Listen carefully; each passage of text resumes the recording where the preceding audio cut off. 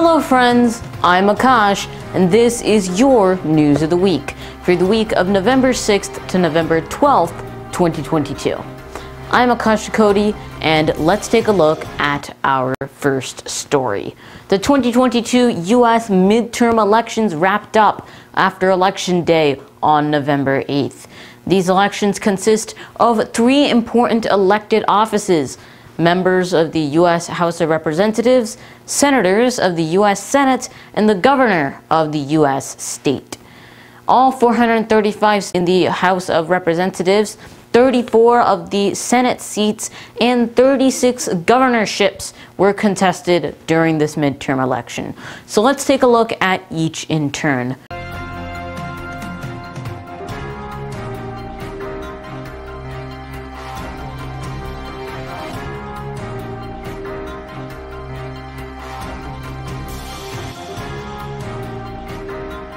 And in Maryland, Democratic candidate Wes Moore and running mate Arna Miller won the governor election against Republicans Dan Cox and Gordana Schifanelli.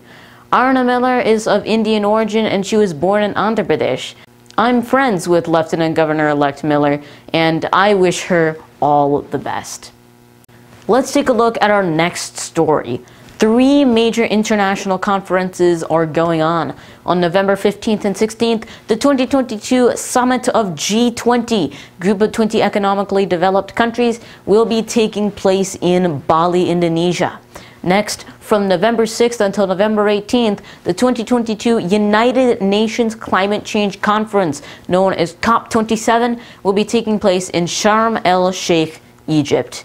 And finally, the 2022 ASEAN, Association of Southeast Asian Nations Summit in Phnom Penh, Cambodia will be taking place. On the sidelines of the G20 meeting in Indonesia, U.S. President Joe Biden will be meeting with Chinese leader Xi Jinping on Monday, November 14th. This will be the first time a U.S. president will be meeting with the Chinese leader in the past 3 years. And that is pretty interesting. As Russia, a member of G20 and an attendee of COP27, has been involved in their controversial invasion of Ukraine, Russian President Vladimir Putin announced that he would not be attending G20 this year and instead sent his Foreign Affairs Minister, Sergei Lavrov. And Ukrainian President Volodymyr Zelensky is also going to be attending G20. The Russo-Ukrainian war is also heavily affecting Southeastern Asian countries, and the leaders of those countries will be discussing this topic at the ASEAN Summit.